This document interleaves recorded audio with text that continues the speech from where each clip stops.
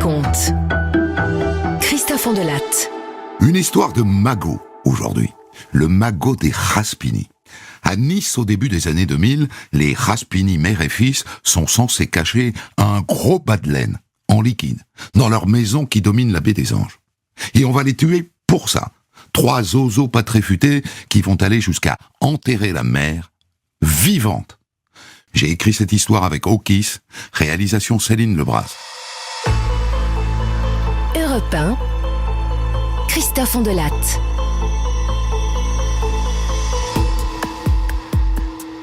Je vous emmène sur les hauteurs de Nice, la colline de Guéraud, au tout début du siècle, c'est-à-dire en 2002, au mois de mars, devant une belle maison, la villa de la famille Raspini.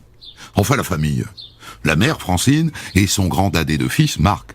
Ils ne sont plus que 2 à vivre là-dedans, cloîtrés comme des ermites, avec leurs chats. Et si je vous ai emmené là, c'est parce qu'il y a un petit souci. Ça fait 5 jours qu'on ne les a pas vus, les Raspini. 5 jours que les volets sont fermés. Et venez, tendez l'oreille. C'est leur chat. Derrière la porte, il miaule à fendre l'âme. Et il n'y a pas que ça. Normalement, tous les matins, la mère va voir le jardinier, Kamel. Mais là, ça fait 5 jours qu'il ne l'a pas vu. Au début, je me suis dit, bon, elle est spéciale, la mère Raspini. Et donc, je me suis pas trop inquiété. Mais là, 5 jours, ils sont pas partis, ils partent jamais. Et si par miracle ils étaient partis, ils m'auraient confié le chat à garder, ça c'est sûr. Hein. Alors Kamel appelle les pompiers, qui débarquent 5 minutes plus tard. Il force la porte. Il pénètre dans la maison. Au passage, le chat en profite pour se carapater. « Y a quelqu'un ? Y a quelqu'un, c'est les pompiers !» Ils font le tour de la villa. Personne.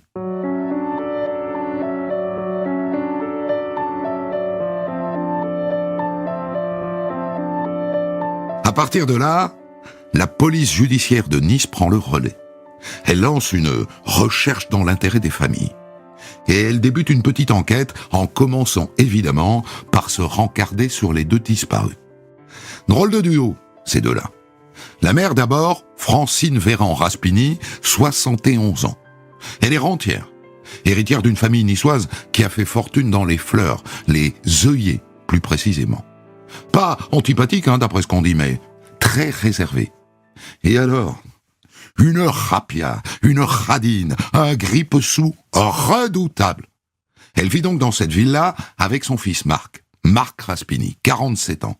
Un grand dadé de presque 2 mètres, qui, dit-on, a fait plusieurs séjours en hôpital psychiatrique, ce qui n'est pas un déshonneur, loin de là. D'après ce qu'on dit, sa mère le considère comme un gamin.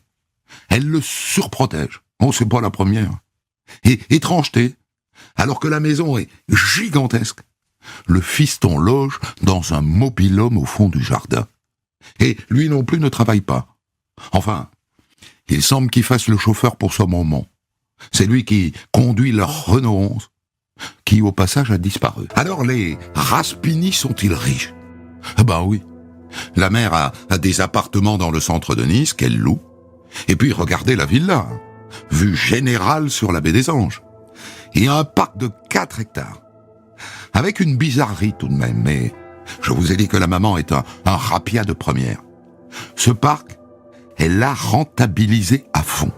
C'est-à-dire qu'elle l'a divisé en 30 petites parcelles qu'elle loue. Soit comme potager, soit comme habitation en y collant un petit cabanon dessus. Et les loyers, en liquide, bien sûr. Pour les impôts, pas vu, pas pris. L'ensemble lui rapporterait à la louche, dans les 12 000 € par mois. En paille d'armoire, en oseille. Et qu'est-ce qu'elle en fait de ce pognon ? Eh bien, au moment où elle vient de disparaître, il n'est pas inutile de se poser la question. Parce que les Raspini ne voyagent jamais. Ils ne sortent jamais. Ils ne reçoivent jamais. Personne n'est jamais rentré chez eux depuis la mort du père. Et c'était il y a très longtemps.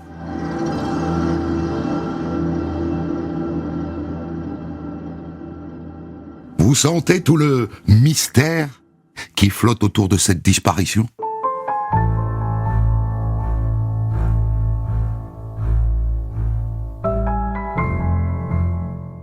Au début, les policiers se disent que peut-être le fiston qui est un peu instable a pété les plombs, qu'il a emmené sa mère quelque part, qu'il l'a tué, qu'il s'est peut-être tué lui-même. Alors au cas où il serait interné, ils font le tour des hôpitaux et des cliniques psychiatriques. Rien. Et donc ils en reviennent au magot, aux 12 000 € par mois accumulés depuis des années. Ça doit faire un sacré pactole. Il est planqué où, cet argent? Pas à la banque, puisque c'est du black. Les flics de la crime de Nice décident de fouiller la maison. De l'extérieur, belle villa. Une vue sur la mer a coupé le souffle. Bon, la maison est un peu décatie par manque d'entretien, mais elle a de beaux restes. En revanche, l'intérieur, mon Dieu, le Capharnaüm. Des objets dans tous les coins, des meubles délabrés et dépareillés, l'évier rempli de vaisselle, la poubelle qui déborde. Et dans la chambre de la mère, du linge en vrac, partout sur le sol. Mais pas d'argent, pas un centime. Bon ben, allons voir le mobil-homme du fiston, Marc, au fond du jardin. Tiens, il y a le carton d'emballage d'un ordinateur, mais il n'y a pas d'ordinateur. Et puis sur un meuble, il y a un mégot de cigarette, alors que le fils ne fume pas. Mégot que les flics glissent immédiatement dans un sachet plastique pour analyse ADN. Quand ils quittent la villa, les policiers niçois ont le sentiment que les Raspini ont été enlevés. Et ce sentiment se précise quand assez vite, on retrouve la Renault 11 des Raspini sur un parking tout près de l'aéroport. Les clés dans la boîte à gants. Les policiers vérifient les listes d'embarquement de tous les avions partis de Nice depuis 5 jours. Pas de traces de la mère et de son fils.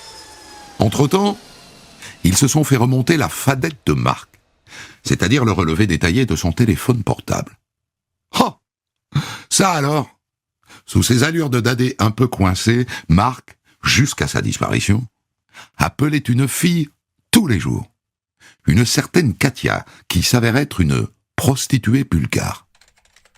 Vous savez, Monsieur Marc, il était bon client, hein? Plus fidèle client de moi, hein? Il était drôle, Monsieur Marc. Il me faisait des cadeaux comme si j'étais ses fiancé. Et il m'appelait plusieurs fois par jour. Il était un peu jaloux aussi, hein, de mes autres clients. Et elle confirme que ça fait un bon moment qu'il ne l'a pas appelée.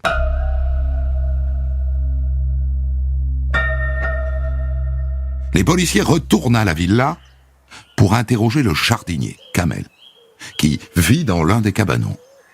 J'ai bien une idée, moi. Hein. Un locataire. C'est l'un des derniers arrivés.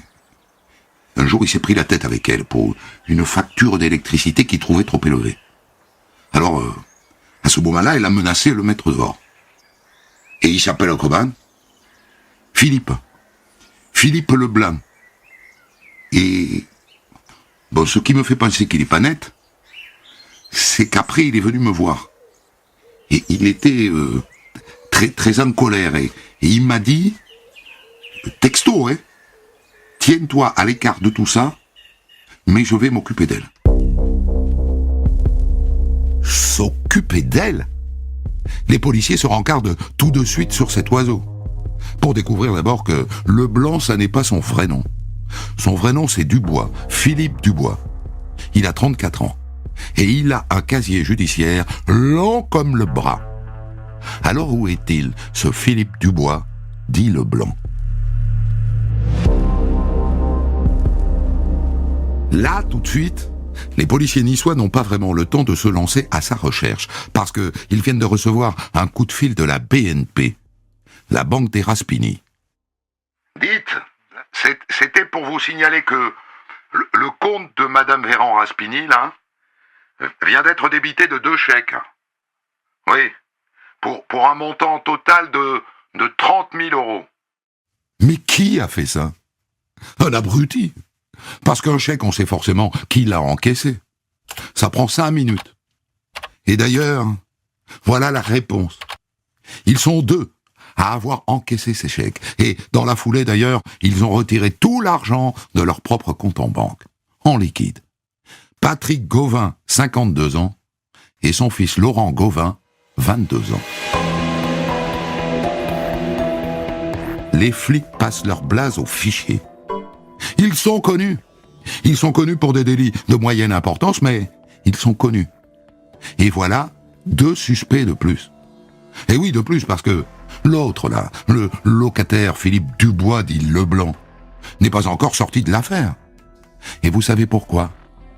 Parce que ils se connaissent, tous les 3.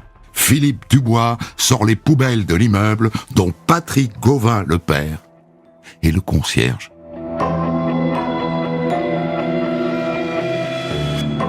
Ils sont amis, tous les 3. C'est un trio. Un sacré trio de suspects. Les policiers décident de ne pas les arrêter tout de suite. Ils les mettent sur écoute. Et ils attendent que ça bouge. Et ils font même mieux que ça. Ils les provoquent. Jusqu'ici, la disparition des Raspini était restée secrète. Alors les policiers appellent Nice Matin. « Sarah ? Dis-moi, j'ai peut-être une affaire pour toi. Voilà une femme et son fils, là, madame Raspini et son fils Marc, qui ont disparu. » « Disparu ? Disparu, mais comment, en fuite ? » Non, pas du tout. On pense qu'ils auraient été enlevés. Mais bon, je peux pas t'en dire plus pour le moment. Sache seulement qu'ils habitent une villa sur la colline Guéraud, une belle villa. À mon avis, il y a une histoire d'argent là-dessous. Tu me rappelles quand t'en sais plus ? Mais bien sûr, mon ami, bien sûr. Et le 13 avril, la disparition des Raspini fait la une de Nice Matin. L'effet est immédiat. Et les policiers n'en perdent pas une miette. Allô, Laurent ? C'est papa. Dis, tu as lu la première page de Nice Matin ? Non, pourquoi ? Achète-le, tu vas voir. À ce moment-là, sans doute, le fils va acheter le journal. En tout cas, dans la foulée, il appelle Philippe Dubois, manifestement méfiant. Tu me diras tout ça quand je passerai te voir, hein. Parce que les communications, tu sais... Une demi-heure plus tard, Philippe Dubois appelle Kamel, le jardinier de madame Raspini. Kamel ? T'as vu le journal, Kamel ? Ah non, j'ai pas vu le journal. Madame Raspini a disparu, figure-toi. Oh, c'est triste, ça. Non, Kamel, moi, je trouve pas ça triste du tout, mais... Dis, appelle-moi si la police vient te voir, d'accord ? D'accord. Kamel n'a pas l'air d'être du tout dans le coup, parce qu'il joue le jeu. Il est temps de passer à l'action.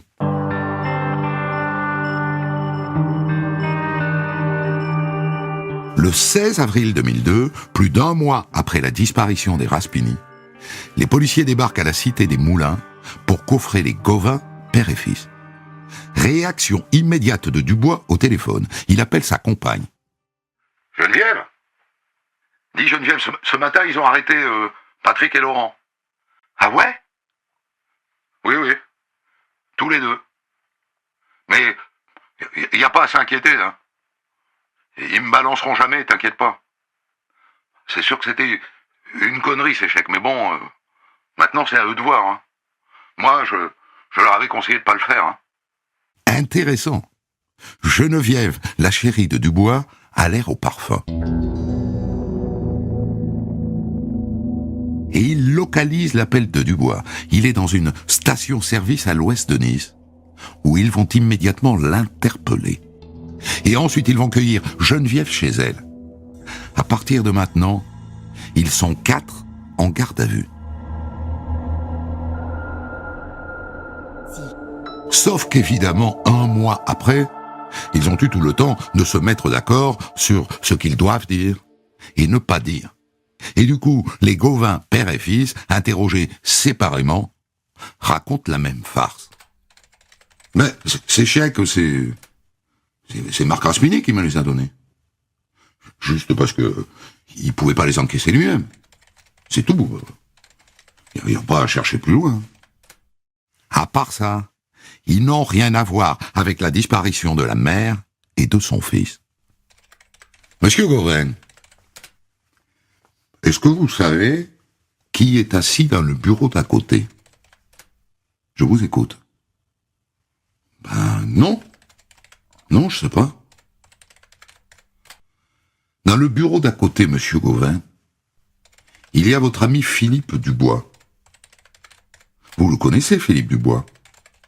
Vous le connaissez? Bien joué. Et effet immédiat, le père et le fils servent une nouvelle version. Bon, mais je vais tout vous dire. Philippe Dubois, un jour, il nous a proposé de faire un coup chez les Raspini. Mais moi, avec mon fils, on a refusé, quoi. Bon, après, le coup, il a dû le faire tout seul. Et après, ben, il nous a un peu forcé à encaisser les chèques pour lui, quoi. Nous, on avait peur, quoi. C'est pour ça qu'on l'a fait. On a peur de ce gars, parce que il est très violent, le gonze. Voilà. Pauvre Dubois. Il se croyait à l'abri, ils ont mis 1 minute à le balancer. Et lui, d'ailleurs, Dubois, qu'est-ce qu'il dit? Eh ben, rien. Il ne sait pas que les autres l'ont chargé, alors il nie tout en bloc. Il n'a rien à voir là-dedans, mais les policiers ont une carte dans leur jeu. L'enregistrement de sa conversation avec son amie Geneviève. Monsieur Dubois, je vais vous faire écouter quelque chose. Et normalement, vous allez reconnaître les voix. Mais il n'y a pas à s'inquiéter, là. Ils me balanceront jamais, t'inquiète pas. C'est sûr que c'était une connerie, ces chèques, mais bon, maintenant c'est à eux de voir. Hein. Moi, je leur avais conseillé de pas le faire. Hein. Alors, monsieur Dubois, c'est votre voix, ça, non? Vous étiez donc au courant du vol de ces chèques à madame Raspini, n'est-ce pas? Je vous écoute, monsieur Dubois. Ouais, j'étais au courant. Mais moi, je savais pas qu'il venait de madame Raspini, comme vous dites. Ou de quelqu'un d'autre, ça. Ça, je le savais pas, et d'ailleurs, ça m'a pas étonné, d'ailleurs, que les Gauvin piquent des chèques, hein. Ils sont tout le temps fauchés, ces deux-là. Ils se donnent un rôle secondaire. Un type qui savait et qui n'a pas dénoncé. Rien de plus.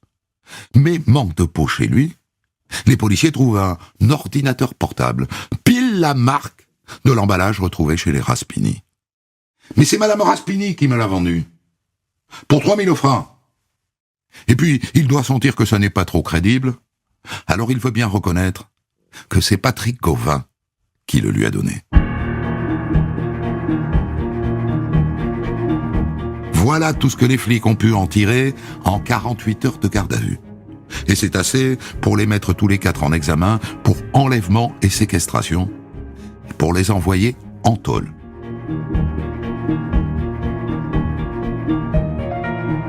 Mais vous noterez que aucun des 4 n'a dit où étaient les Raspini, mère et fils. Et même s'ils étaient vivants ou morts.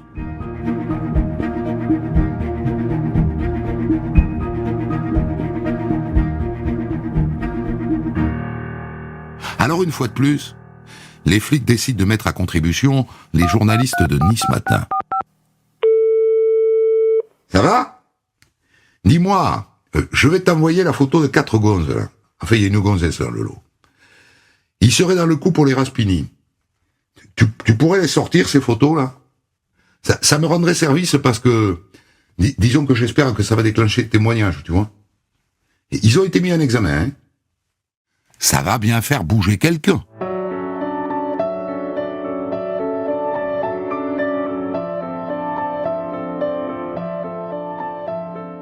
Deux témoins qui ont vu les tronches des 4 dans le journal se manifestent. Ils connaissent Patrick Gauvin, le père. Et bien Patrick, à la fin du mois de mars, il m'a dit un truc du genre, j'ai gagné 17 000 €, on a fumé une mère et son fils qu'on a mis dans un trou. Moi, franchement, sur le moment, j'ai cru que c'était une connerie. Mais là, je me dis que peut-être c'était vrai, quoi. Ils les ont donc tués et enterrés. Et maintenant, il faut les trouver, ces corps.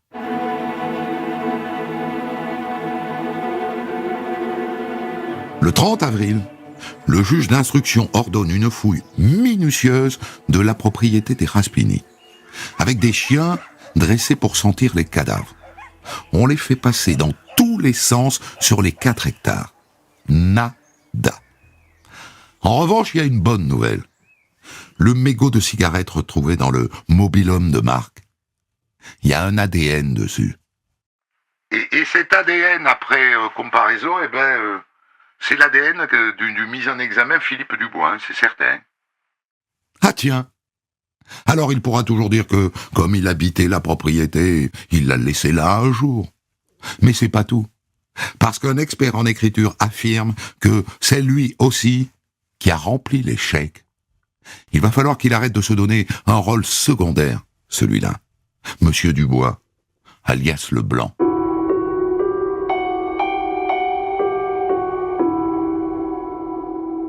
Et les mois passent. Et le 28 février 2003, donc presque un an après la disparition des Raspini, Laurent Gauvin, le fils, écrit au juge d'instruction. Il prend tout sur lui. Enfin tout. Philippe Dubois n'était pas là. Il est pour rien dans cette affaire. Et mon père, Patrick, non plus. Il n'a fait que conduire la voiture. Mais il y avait un 3e homme dont je ne peux pas révéler l'identité par crainte de représailles. C'est pour cette raison que je ne peux pas non plus vous indiquer où sont enterrés les corps, de peur que les policiers découvrent des éléments qui trahissent l'identité de cette 3e personne. Malin, le lynx. Et bien sûr, c'est le 3e homme qui a tué.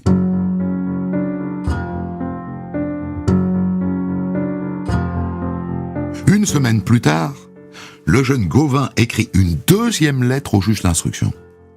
Il a changé d'avis. Il veut bien emmener les policiers là où les Raspini sont enterrés. Alors, on le sort de la prison de Nice, on le met dans une voiture, et un convoi dans lequel on retrouve des policiers, le médecin légiste, le juge d'instruction et le procureur, prend la direction d'une colline à l'ouest de Nice. C'est là. Arrêtez-vous. Laurent Gauvin indique un carré dans un sous-bois. Il est 14 heures. Les policiers commencent à creuser. Et c'est pas facile, hein. La terre est dure, elle est sèche, elle est pierreuse. Au bout d'1 heure, le trou atteint 50 cm de profondeur. Et 1 heure plus tard, 60 cm de profondeur. Et toujours rien. Mais le juge a remarqué que plus on creuse, plus Laurent Gauvin blêmit. Et maintenant même il transpire. Allez-y, continuez à creuser. Le trou atteint maintenant 70 cm de profondeur. Et là, apparaît une chaussure. Et une demi-heure plus tard, 2 corps, tête bêche, imbriqués l'un dans l'autre. Francine et Marc Raspini.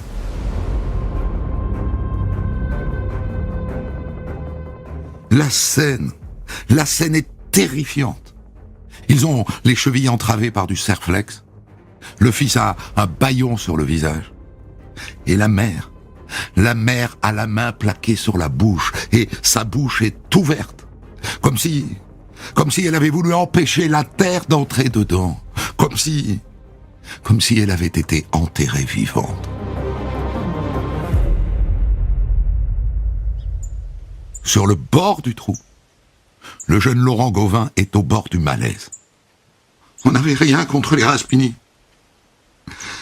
On voulait leur argent, c'est tout. On aurait pu juste les cambrioler, mais ils bougeaient jamais de chez eux. Alors il a fallu les tuer. Le lendemain, évidemment, le juge a des questions à lui poser. Et le jeune Laurent Gauvin sert une nouvelle version. Sans doute plus proche de la vérité, mais qui n'est peut-être pas toute la vérité. La première chose qu'on a faite, c'est de creuser le trou. Ça, c'est assez rare. En général, les assassins creusent le trou quand ils ont le cadavre sur les bras. Ils n'avaient donc pas de doute sur l'issue. Après, on a pris la route de la villa. On avait un fusil, une kalachnikov et des cagoules dans la voiture. Quand vous dites « on », c'est qui « on » ? Eh ben moi, et puis l'homme dont je peux pas vous dire le nom, et puis mon père. Mais mon père, il est resté dans la voiture. Et moi et l'autre, on est monté vers la villa à travers le parc. Il dit qu'ils ont commencé par Marc, le fils, dans son mobil-home. Ils l'ont attaché à une chaise et ils l'ont étranglé tout en lui plongeant la tête dans la baignoire. Ils ont roulé son corps dans un drap et ils l'ont mis dans le coffre de la Renault 11. Et après, avec son trousseau de clés, ils sont entrés dans la villa. La mère Raspini était au lit. On a essayé de la faire parler. On lui a dit « Dis-nous où est le fric, ou on te bute ». Mais elle a rien lâché. Alors on a fouillé, quoi. On cherchait le coffre, le magot. On l'a pas trouvé. Alors on lui a mis une thé d'oreiller sur la tête et on l'a forcé à nous suivre jusqu'à la voiture et quand on est arrivé à la voiture, d'ailleurs, mon père s'était endormi. C'est vous dire s'il était pour rien. Et ensuite, ils les ont emmenés au bord du trou. Ils ont poussé la mère la première et le fils par-dessus. Donc vous avez enterré Madame Raspini vivante. Non. Non, l'autre, il lui a tiré une balle. J'ai pas pu regarder, mais j'ai entendu qu'il disait « Elle est raide ». Donc, logiquement, le légiste doit trouver une balle dans le corps de la mère. Ah non. J'ai strictement rien trouvé, monsieur le juge. Et évidemment, un an après, le corps était très dégradé, mais il n'y avait pas de balle. Hein. En revanche, il y a des traces de coups sur le visage. Hein. Il aurait pu se douter, le fils Gauvin, qu'on ne retrouverait pas cette balle. Mais quel neuneu! En revanche, il n'a jamais parlé de coups. Hein. Donc, ils l'ont bien enterrée vivante. C'est de la barbarie à l'état brut.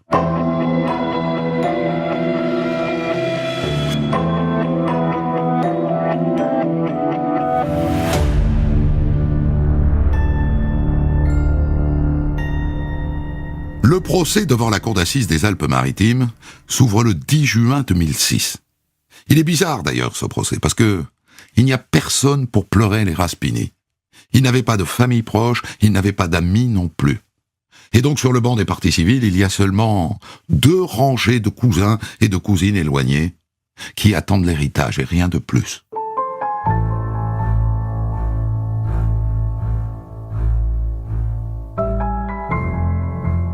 À part ça, on en reste au scénario improbable selon lequel le père était dans la voiture, Laurent est monté à la villa avec le 3e homme, et le 3e homme, c'est pas Philippe Dubois.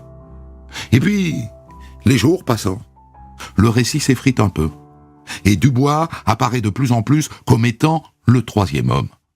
Et là, Laurent Gauvin, le fils, demande une suspension d'audience. Monsieur le Président, je voudrais parler seul avec mon avocat, s'il vous plaît. On se dit, c'est le tournant de ce procès. Il va balancer Dubois. Mais quand il revient, Laurent Gauvin demande la parole. Je vais vous donner l'identité du 3e homme. Le 3e homme, eh ben c'est le jardinier, c'est Kamel.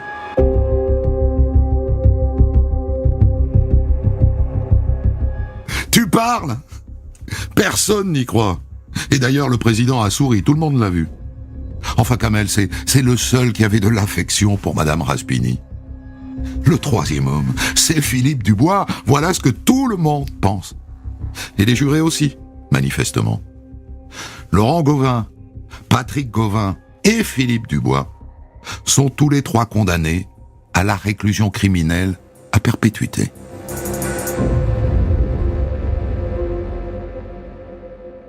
Ils font appel, ça va de soi. Et je vous épargne le deuxième procès, ils gagnent tous un peu. Philippe Dubois et Laurent Gauvin, le fils, prennent 28 ans, et Patrick Gauvin, le père, en prend 25.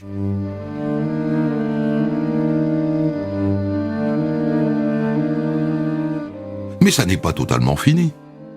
Qui a hérité du magot des Raspini?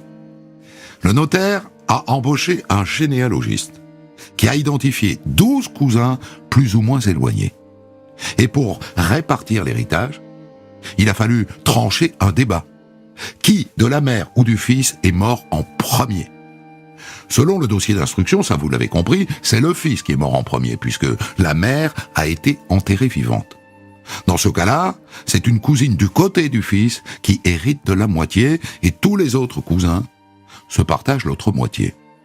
Mais tous les autres ne l'entendent pas de cette oreille. Alors ils saisissent le tribunal civil, qui rend une décision assez étonnante. Il tranche que d'habitude, en général, une mère meurt avant son fils. Et c'est cette logique qu'il retient. Et donc le magot des Raspini est divisé entre les 12 cousins. Enfin, la maison, les appartements et les comptes en banque. Parce que le bas de laine en liquide, on ne l'a jamais retrouvé. Jamais. Allez savoir si le trio ne l'a pas mis de côté. Enterré quelque part pour le jour où ils sortiront.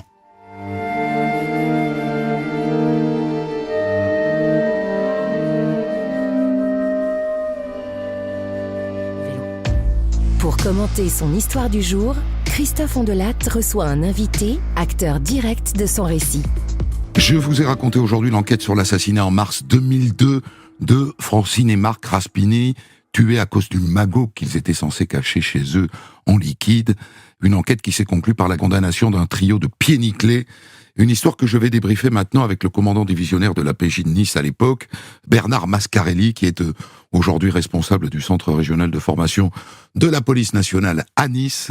Alors, monsieur Mascarelli, on peut peut-être commencer par le verdict. Il les met, le premier, tous les trois à égalité. Le second verdict en appel leur donne des peines légèrement différenciées. Est-ce que ça recouvre l'idée, en tout cas, que vous vous étiez fait de cette affaire? Oui, tout à fait. On avait une espèce de hiérarchie qui s'était mise en place. C'est vrai que le père Gauvin était celui dont le rôle, même minimisé par son fils, était quand même le rôle le moins important. Donc il méritait légèrement moins que les deux autres. Oui, si vous voulez. Non, les deux jugements sont conformes avec la réalité de l'enquête. Pour vous, quel est le rôle exact de Philippe Dubois? Est-ce que c'est l'initiateur de tout ça? Oui. C'est l'initiateur, c'est lui qui était sur le site, c'est lui qui a découvert la façon de vivre de Madame Raspini et de son fils, c'est lui qui avait loué un cabanon et qui connaissait vraiment les itinéraires, la façon de vivre de Madame Raspini, le fait qu'on pouvait pas faire un casse chez les Raspini puisqu'ils étaient tout le temps là, qu'il fallait faire au moins une agression à domicile, les saucissonner. Et le risque, c'était d'être reconnu, parce que lui, il était connu par Madame Raspini, avec laquelle il s'était déjà heurté. Il était connu par le fils, et l'enlèvement était la seule possibilité pour les sortir de là et pour pouvoir prendre la main. Son moteur, c'est quoi? C'est la vengeance ou la vengeance? Non, c'est l'argent. C'est l'argent. Je pense que le moteur de la vengeance pour la facture EDF, non, ça tient pas. Non, c'est la cupidité. Il a vu qu'il y avait de l'argent dans cette façon de faire. On venait de passer, en mars 2002, on venait de passer des francs à l'euro. Oui. Il devait se dire que Madame Raspini devait avoir des francs qu'elle n'avait pas pu changer, puisque depuis un contrôle fiscal, elle ne déposait plus son argent à la banque. Mmh. Donc je pense qu'il pensait qu'il y avait au moins des francs quelque part, et puis des euros. En tout cas, on en a trouvé nous, puisque les paiements des loyers s'effectuaient en liquide dans la boîte aux lettres au fil des jours. Donc il y avait des enveloppes, quoi. Oui. Mais le magot, il est où, le magot? Ils sont sortis, là, évidemment, les Gauvin et Philippe Dubois. Ils ont été condamnés, ils étaient en détention depuis 2002, condamnés à entre 25 et 28 ans. Au bout de 15 ans, probablement, qu'ils sont dehors. Est-ce que quelqu'un les suit pour savoir s'ils vont déterrer un sac quelque part? Alors c'est pas aussi simple que ça, mais naturellement, les choses se font toujours. Hein. On peut repartir éventuellement sur une nouvelle enquête. La police judiciaire, c'est un travail de groupe, hein. C'est un travail d'équipe. Il y a toujours des gens qui sont en fonction, qui peuvent redémarrer une enquête avec des nouveaux faits. Donc on les suit. Alors, évidemment, j'ai une curiosité, parce que moi je raconte l'histoire de ces gens, je ne les connais pas. Et c'est ma difficulté quand je veux les jouer dans les séquences d'aveux, etc. Mais vous les connaissez. Philippe Dubois, à quoi il ressemble ? C'est un monsieur qui est assez meneur, qui a un certain charisme, qui a une violence qui est pas négligeable. Il est sanguin, quoi.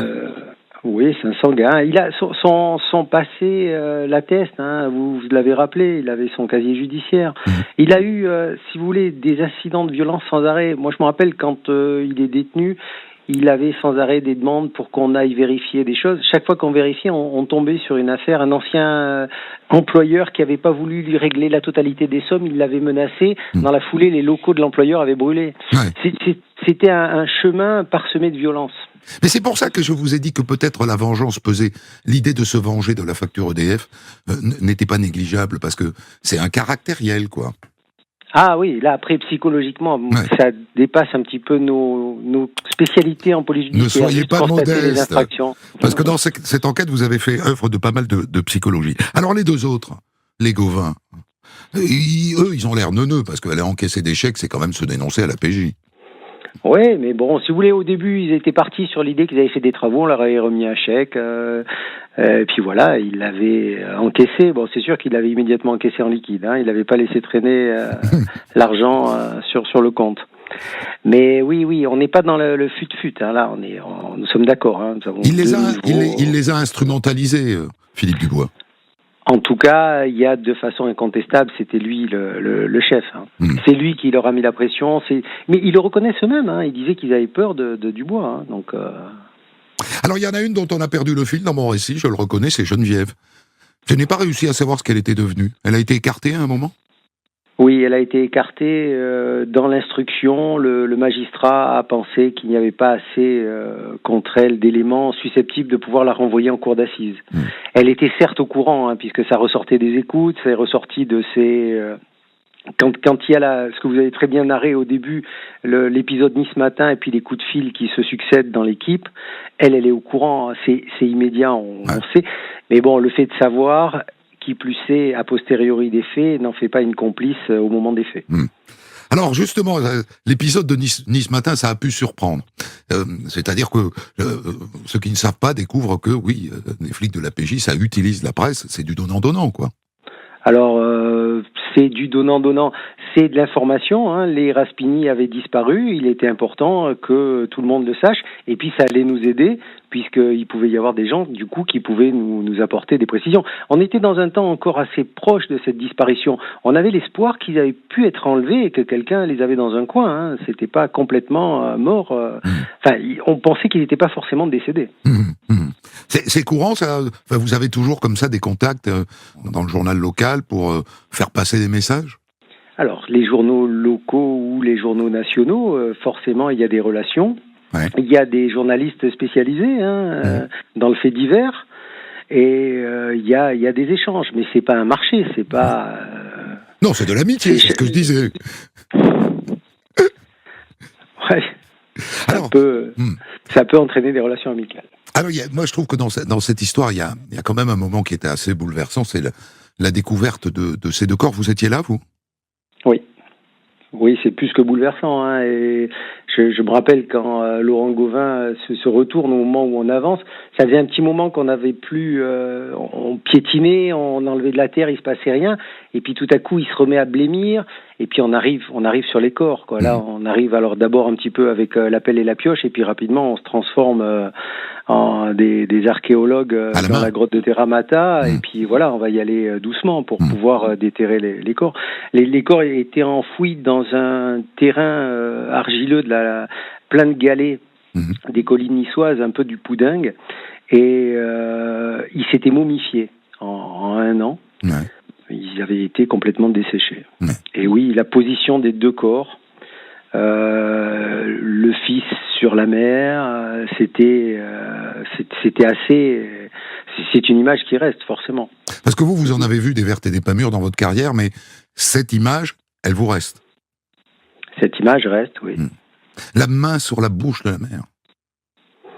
Oui, c'est après, ce sont les constatations, ce que nous on a découvert donc en les déterrant, hein, donc le bandeau qui était plus sur le visage, la main qui était là, le fait que, comme vous l'avez très bien dit, il n'y avait pas d'impact de balle sur le corps de la mère, contrairement à ce qui avait été déclaré par Laurent Gauvin, ni d'impact, ni de plaies transficientes ou même de projectiles découverts avec un appareil détecteur de métaux par la suite.